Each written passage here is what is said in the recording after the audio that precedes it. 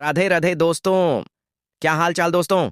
आज सोमवार 3 दिन की छुट्टी के बाद मार्केट की ओपनिंग मजबूत रही। सुबह ही निफ्टी ने 25,000 के पास तक टच कर लिया, क्योंकि इन्वेस्टर्स को जीएसटी रिफॉर्म और एस&पी रेटिंग अपग्रेड की खबरों से कॉन्फिडेंस आया था। मिड डे प्रेशर आया। कारण यह रहा कि 25,000 एक बड़ा टेक्निकल रेजिस्टेंस जोन है। वहां पर ज्यादातर ट्रेडर्स ने प्रॉफिट बुकिंग शुरू कर दी।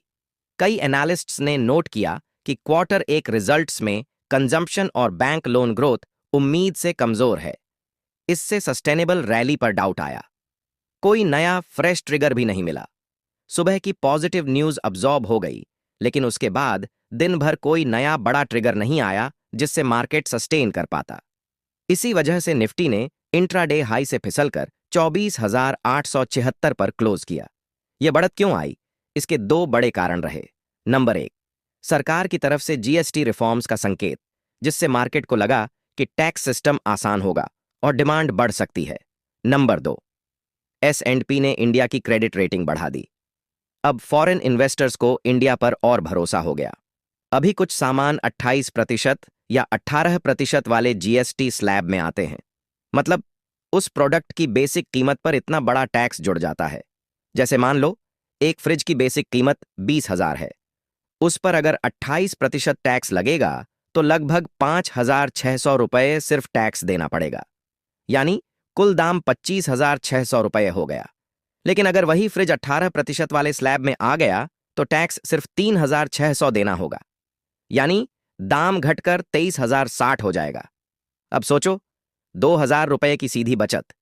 साफ है कि लोग ज्यादा खरीदेंगे। इसी तरह गाड़ियों का हाल है। आज एक कार 7 लाख की पड़ती है क्योंकि उस पर बड़ा टैक्स लग रहा है। अगर स्लैब कम हो गया तो वही कार 6.3 से 6.4 लाख में मिलेगी। अब बायर सोचेगा, अरे यार, ईएमआई थोड़ी सस्ती हो गई, चलो कार ले लेते हैं।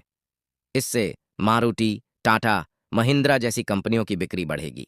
AC, fridge, mobile phone, washing machine जैसे डेली लाइफ के बड़े प्रोडक्ट्स सस्ते होने का मतलब मिडिल क्लास के लिए भी फायदा। जो लोग पहले सोचते थे अभी नहीं बाद में लेंगे, वो भी खरीदारी शुरू कर देंगे। क्योंकि इंडिया में मिडिल क्लास की सोच सिंपल है, चीज सस्ती हो तो खरीद लो। टैक्स कम होने का असर सीधा कंज्यूमर की जेब पर पड़ेगा, और जब ज्यादा लोग खरीदेंगे तो मैन्युफैक्चरिंग भी बढ़ेगी। कंपनी को प्रॉफिट होगा, फैक्ट्री प्रोडक्शन बढ़ेगा, वर्कर्स को काम मिलेगा। Auto companies, Maruti, Tata Motors, एम&एम फायदा क्योंकि सेल्स बूस्ट होंगी। Consumer durable companies like Voltas, Havells, Whirlpool, Samsung फायदा क्योंकि डिमांड बढ़ेगी।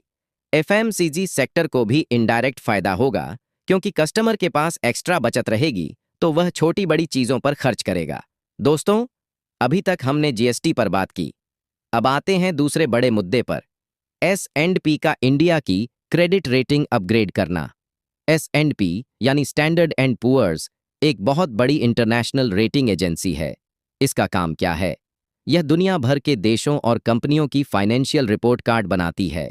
जैसे स्कूल में बच्चे की परफॉर्मेंस देखकर ग्रेड मिलता है, वैसे ही यह देशों को ग्रेड देती है।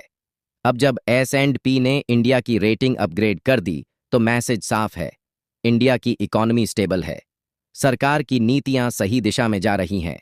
बाहर के बड़े बड़े निवेशक, एफआईआई अब इंडिया को और ज्यादा सेफ मानेंगे।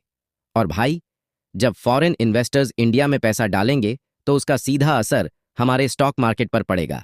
पैसा आएगा, डिमांड बढ़ेगी, सेंसेक्स निफ्टी ऊपर जाएंगे।